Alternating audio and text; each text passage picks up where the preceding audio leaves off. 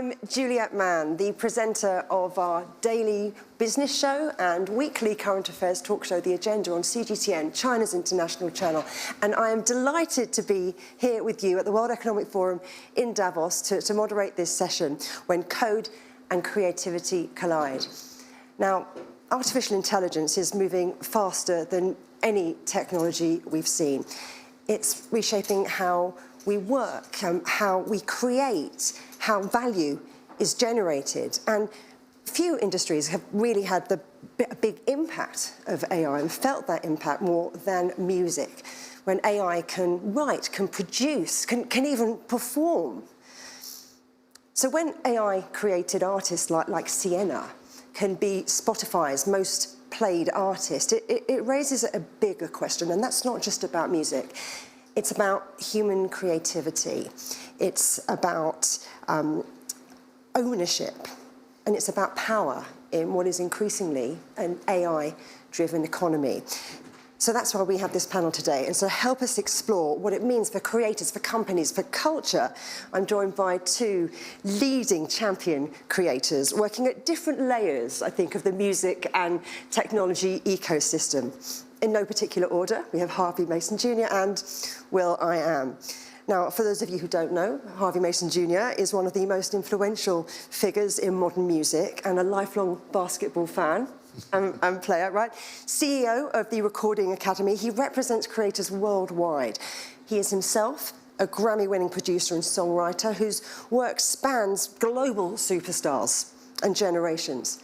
Now, AI is the centre of today's AI debate, and as is he. And he's helping set the standards around credit, around fair compensation, around things like consent, shaping how technology and creativity can coexist.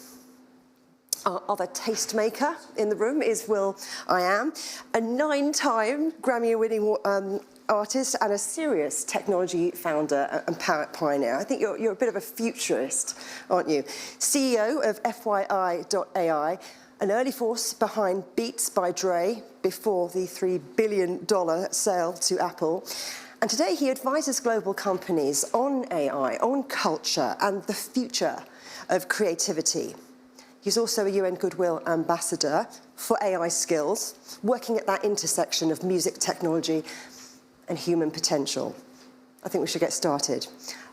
I know both of you fully embrace the possibilities of AI, but Harvey, let me start with you. How scared are you about the effect that AI can have on music and on creativity?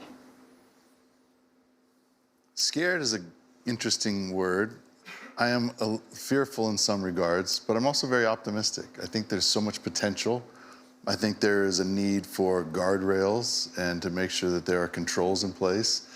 Because, as you said in your intro, thank you very much for the nice intro, I am a human creator. I love making music. I consider it an art form. I've worked years and years and years to perfect my craft, and I know Will has done the same. But I also see how AI and other technological advancements can be beneficial to creators that want to make great art. So fearful, but optimistic. Will, AI is often framed as being either revolutionary or destructive. So I wonder, from your perspective, what does it feel like? What does working with AI feel like to you? And what would you say is the most misunderstood thing about AI in terms of businesses? What do they get wrong? Regurgitation of imagination. We're utilizing a super tool to just repeat what we did yesterday. The song structure is still the same song structure. When the recording industry did not, champion itself on classical music song structure, the recording industry deemed that industry classical. Classical music was not like, we classical before recording industry. It was just music. So we're seeing the start of AI just mimic what the recording industry did, instead of just doing something new. Similar to Charlie Chaplin. Here's a guy that was like theatrical and moved to Hollywood to create a new industry with Nickelodeons and film. And the way that the stories were told was totally different than theater. Even though theater was, made its way on film, but they couldn't because there was a limitation on film at the time. They couldn't do the whole entire play. So I see the same for what AI is supposed to be. It's supposed to be an industry of its own. So we should have 4 pillars by now. Publishing industry, touring industry, recording industry, this one. Not mimicking that one. So to create what it's worth for itself. It's almost like it's looking for its own genre. With all the technologies, there's always supposed to be a new genre. As dominant and as amazing as technology is, there's not even a new genre. Yeah. But Harvey, I think, if AI can generate songs, if it can generate beats, voices, and my goodness, it can even generate a hit, what then becomes the scarce asset in music? Taste, discernment, decision-making, aggregating great ideas is what producers and songwriters have always done. Whether you're writing by yourself and you have 15 things, you get it out and it creates a song, or you are Quincy Jones and you're getting ideas from different people and you're pulling that together to make a great work, or you're using a tool like AI and you're using that to create something really spectacular. I think you're going to see a lot more people making music because of AI and having access, and the technologies has allowed everyone access to the music creation and that process. But what you'll also see is a disparity between amateur music makers who just text something and it spits out a song, and people like Will or other incredible producers who are going to use the tool to make something new and different, similar to what he's talking about, things you've never heard before, things that are going to make others chase it, make AI chase what Will makes, or another great producer. So I think that's a big part of how the tool is going to be used. Is it a good thing or a bad thing if more people It's a great can make music? thing. More music, the better. It's amazing. My niece sends me songs every week. She's like, Harvey, look what I wrote last night. She's texting something about something that happened at recess, puts it to a track, and she sends it to me, and she's proud, and she's excited, and she's expressing herself. Is she going to get a Grammy? No. She's not. Not going to happen. What do you think, though, Will? What do you think? Is there a quality in music that AI can't authentically replicate? I'm thinking the human soul. What era? Right now. Right now, it could do exactly what we do right now, because right now is... But you're talking about possibilities then. You think, so, No. OK, then what time frame is it going to be able to do it all? Right now, we're chasing algorithms. You want to go viral. That's right now. Right? And we guess. We're guessing how to go viral. And if an AI, it's not even fully autonomous yet. Yet. You're prompting now. In a couple of moments, you're not going to have to prompt. It's going to make stuff on its own. And it will understand the algorithm as the algorithm happens. We don't understand why the algorithm and what it is. We're guessing how to go viral. It will know exactly how to go viral. It will know all things at the same time. It will doctor things specifically for certain demographics, certain communities at the same time. And so from that perspective, because we're chasing algorithms, we'll lose. It will never, ever, ever rinse out its soul. So live, improv, live moments is what we are. Human to human interactivity in space, spatial awareness, emotion, feelings, rinsing out. That's AI proof. Fuck the screen. The screen, you don't even know what's real anymore. It's indistinguishable. So from that perspective, I love recordings.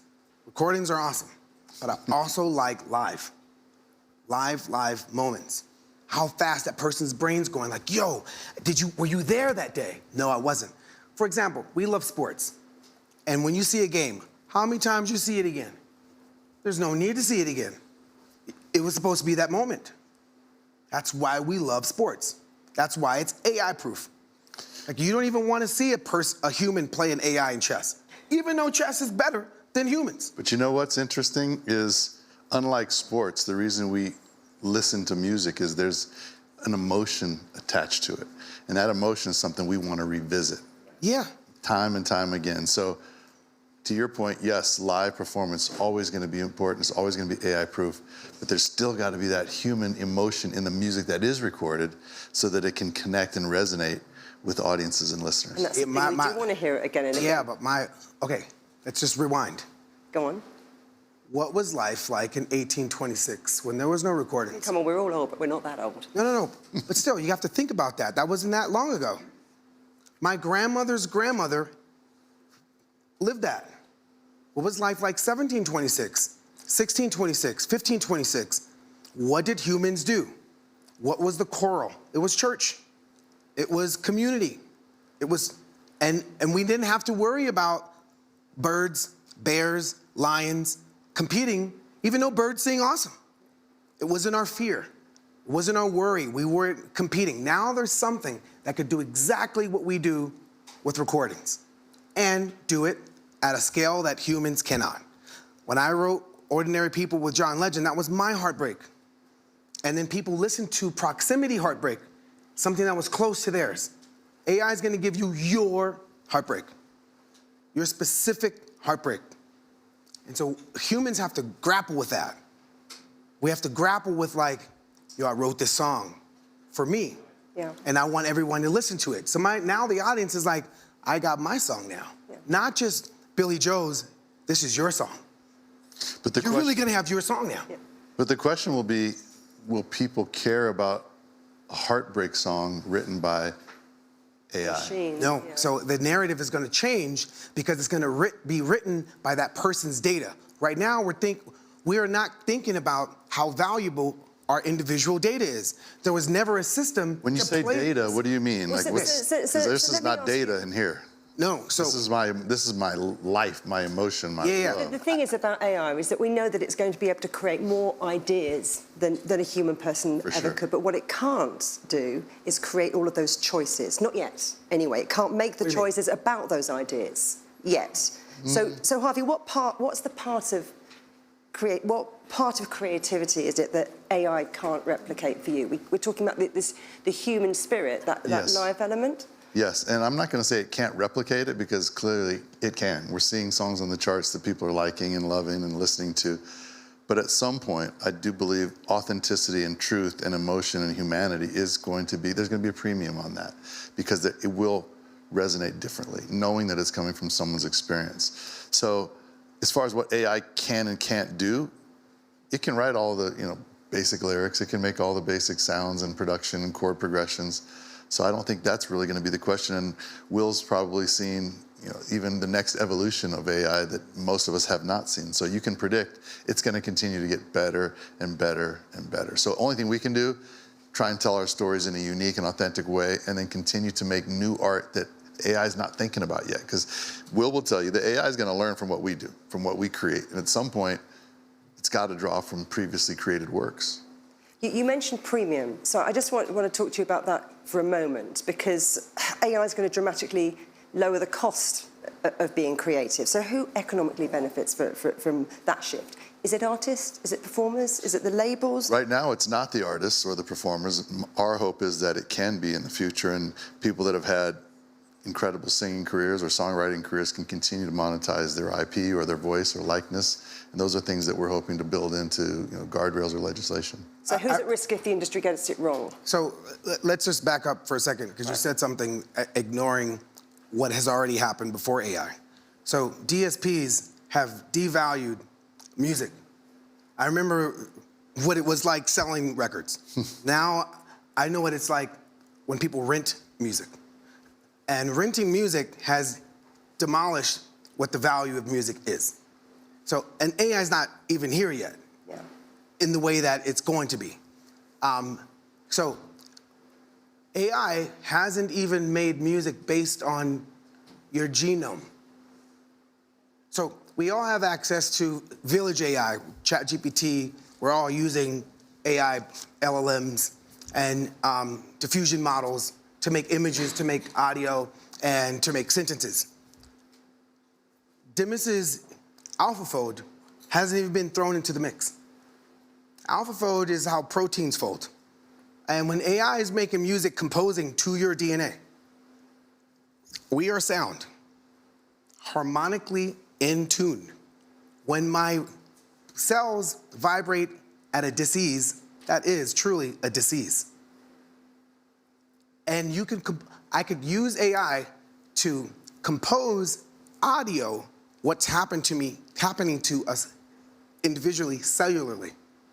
And that composition, harmonically, listening to yourself, how you are vibrating, is the type of creativity where the future of music, it's when they say music is math, music is also cellular. Music is also organic. Like listening to how my organs are operating in the form of a song and seeing how the tension of how I'm feeling, we haven't even got there yet. I can't wait to hear that. How big is your imagination? What's that going to sound like? So you'll be able to hear how you breathe and hear if you have a Music common from your cold. organs. No, we're used to think we think Or music is just organs. No, bro, it's organs. You're a vessel. You're a moving orchestra. There's life living within you. And we haven't even begun to combine AI diffusion models with LLMs and AlphaFold and AGI and quantum. We're not even there.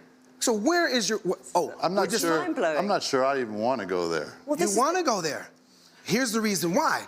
Because it will help cure illnesses. Like how many people that are sick, like, yo, give me some music. Now they're going to, what's the highest version of that? You want to hear yourself at its highest vibration. Music is a tool for healing, aligning your chakra points. It's energy. We're not thinking big enough. We're thinking from recordings. No recordings. These are predictions. So you're talking very much about the future being about humans harnessing the power of their own music, stuff that technology can help them maybe understand. But I'm thinking, Harvey, if there's voice cloning and style imitation, consent and ownership then become really blurred. So do you think there should be some rules of the road that need to be established now to be able to guide the creative industries in the future? Countering how we normally would answer these answers on a panel, which is long-winded responses, I'll say yes, absolutely, of course. There's got to be regulations to make sure artists are protected and paid fairly and they have approvals. All those things have to happen. So I would go even deeper. I think every single person needs to have some system that harnesses their individual data, their steps, not just giving your steps away to a company, your searches. And to have searches, you need your own agent at home. You're not gonna buy a house without a refrigerator. You're not gonna buy a house without plumbing. You're not gonna buy a house without, air conditioning. So why would you buy a house without a data center or some server in it for your own AI? It's the most intimate thing that humans have ever had because it could predict you. So you're gonna allow for a company to predict you? Why don't you wanna be in power of your own trajectory? And from that perspective, every single person needs to be protected. Not just musicians, my lawyer needs to be protected. My finance, the person who does my finance, my assistant needs to be protected. Not just the musicians, every single person, because a robot, they're not even walking amongst us yet.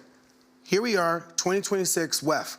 There's not a robot in the seats yet. Well, not that you know, No, by 2029, there will be robots walking these aisles. There'll be a robot in the seat. We gotta think, there'll be robots walking the streets at WEF. They will have the same rights because some company would have lobbied for them to have the same rights as individuals. And they will be promptless. So where's your imagination? This is what we were talking about here at WEF in 2015, 16, 17, 18, 16, 17, 18, 19, when we had WEF's AI Council. So I sat on the board of Fourth Industrial Revolution here at WEF and the AI Council before they stopped it. We are not even where we're going to be yet. It's right around the corner.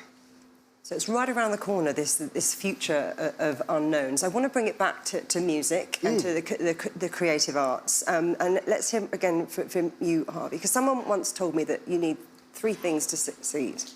Okay, you need talent, you need hard work, and you need a little bit of luck. Luck. You can't say, oh, Mum, I'm going upstairs to get some luck, right?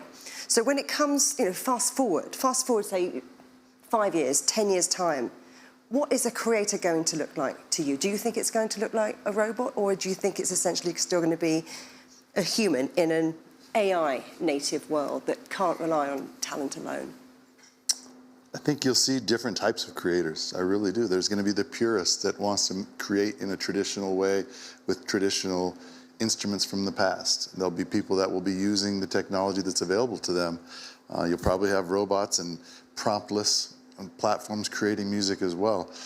But I sure hope, and I have to believe, that humanity is going to persevere and survive, and we will get out of the loop of regurgitating imagination, as Will so incredibly said. I think we are going to have to challenge ourselves to decide, how are we going to use this talent? How are we going to do things differently? How are we going to come up with new sounds and use all these incredible tools that we have at our disposal? Because right now, just texting a platform to create a song that sounds like something that's already been done 1,000 times, it's not that cool. So you still need to embrace the technology and not be left behind. You don't have to. I think you should. I think there will be people who don't. And there will be a whole market segment that wants to hear only purely human-generated music, which is great. Much like now, you got people who love EDM, which is all synthesized music. You have people who love rock or alternative that is generally organic instruments. There's different sounds to different people.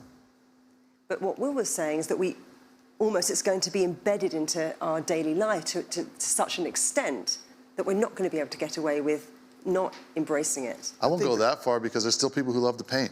There's still people who love to play the piano in their living room, and they're not just hearing recorded music, so. I think we're going to have an onslaught of so much machine-made music, promptless music. And there's not going to be any type of indication on the differentiation between human music and machine music. You go to the supermarket, there's organic oranges, and then there's oranges. And no one ever asks, like, okay, well, what the hell are those oranges if this is an organic orange? Right? Yeah, but at some point, when my grandmother went to the supermarket, there was just oranges. There was no organic section. Okay, but I think we're all a similar age. And back when we were younger, fruit and vegetables came by seasons. And if something was out of season, you couldn't have it. Now you can get oranges all year round, you can get strawberries all year round. But if it's out of season, it tastes of nothing. Don't you worry that will be the same with music? That no, here's the reason. It will sound like nothing. Here's the reason why I don't worry. Because of this onslaught, the value of live performers that are freaking awesome, that's gonna be the most valuable type of performer. People that really are up there rinsing out, improvising, brains rapid firing, and connecting hearts. That's gonna be the most valuable. People that are like octopuses there's gonna be more Princes. Prince was an anomaly, but there's gonna be so many Princes that are gonna come in the next 5 to 10 years, because as humans, we're gonna be like, yeah, that's us right there. That's us. And they're not gonna be chasing an algorithm. Because here's what you're not thinking. The robot, think about what's happening when you go to a concert. There's a huge screen. Politicians are reading from freaking teleprompters. A machine's gonna doesn't have to read from a teleprompter. It already knows. And it knows what everybody said in real time on the internet. Humans don't have that ability to gather and project. What else is happening? People are at the concert and they're watching a show like this. And we have our fans, Peabody's. Yo, what's up, Peabody? BP Katie right over there. BP, we know our fans in every city we go to. We don't know everybody's commute as they came. An AI artist will. An AI artist will take advantage of everybody's phone that's there and talk directly to that phone. Send text message and individualize content. Humans can't do that. So you have to think about the competition of promptless AI artists and what it means for live events and what our competition is to really rinse out our spirits, our lived experiences. Because we can't make those types of connections that it can make digitally, but emotionally, heart, neural network to neural network on an organic level, it can't fuck with us. It cannot imagine. It cannot dream. doesn't have true empathy. But damn, is it gonna be freaking efficient? Damn, is it gonna be like, it's gonna reason, because we're not reasonable. It's gonna logic, because we're illogical. It's gonna freaking calculate, because, you know, we don't operate with calculations. We are gonna be better humans than we ever been, because up to this point on social media, we're inhumane to one another. We say the wildest stuff just to get attention. So we're going to be... But really quickly, I have to interject. All those things that you said that we're going to be, I think is what makes our music so much better. We aren't calculating. We have the empathy. We make mistakes. We have unpredictability in our lives that comes out in our art.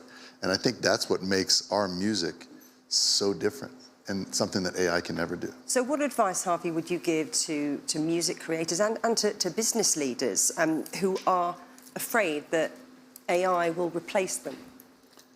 I would say learn about AI, understand it, really gather the information, know what it does, then figure out how to adapt what you do to using that tool. Because personally, I feel like if you're not using AI, you will be at a disadvantage.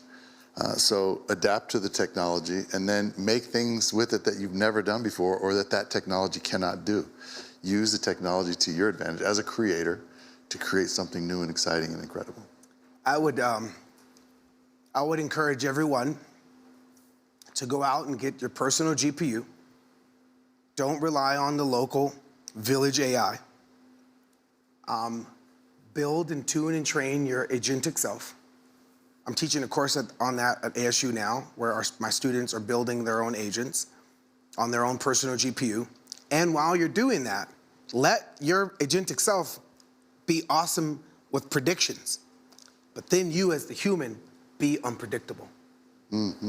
We have to be unpredictable because these machines and these companies that own them can predict you.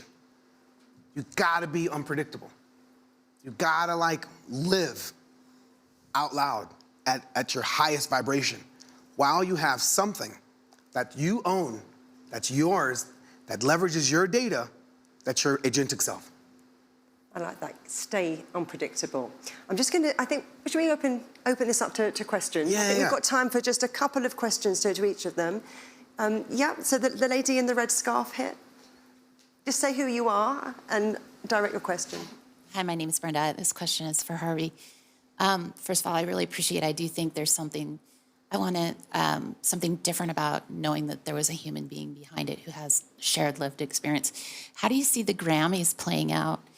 Are you going to have different categories, or are there going to be different rules for how we honor artists? Yes, it's a great question. And it's something that we pay attention to every year. As this technology is moving so quickly, we review our rules every year. So right now, AI does not disqualify an entrant. You can enter an AI work of art. There has to be a human component to it. So we will award a Grammy to a singer that's a human, that has like flesh and bones. That singer can win a Grammy if it's singing an AI-created composition. Conversely, if an AI artist performs a song that is written by a human, we'll award a Grammy to the songwriting component of that entry. So we're gonna do it this way this year. Our awards are February 1st, so they're coming up pretty quick. There's already some AI entrants that are gonna come into play, I'm quite sure. And then next year we'll look at it again, and as things change and you start seeing new evolution of the technology, we'll evolve and keep up with it, I hope. Time for one last quick question. If you ask it quickly, this lady here, and it's going to be a quick answer. Okay. Hello, I'm Natalie. I'm a global shaper from Santiago, Chile. And I'm actually in biotech, so I advocate for STEM education, and I'm trying to do the transition into STEAM. So from my experience, it's just been getting to know that some bacteria can be modified to produce different colors, and you can do like drawings and things like that. But I wanted to know how it can connect to music, because I really enjoy it, and how new generations can evolve to that. And you mentioned, you know, now we can understand on a molecular and cellular level some sounds, and what can be more authentic music than that? Okay, we've got 10 seconds away, each. Will. Go on, we'll do it. What was the question? In 10 seconds, how is music going to match DNA? How are you going to make the most of it through AI? While you're thinking. that I would We're out of time. prompt your life. What do I mean by that? You need to hang out with somebody that knows synthetic biology. Yeah. You need a musician in your life. You need a full stack developer in your life. And that configuration with the idea to create a system that understands you on a molecular level, on a cellular level, to create music around that is gonna come by prompting your life with people to materialize that vision. And we're going to have to leave it there, but maybe you can have a chat about that afterwards. Thank you to our audience, and thank you to our brilliant panellists, Harvey, Mason, Juliet, and will.i.am.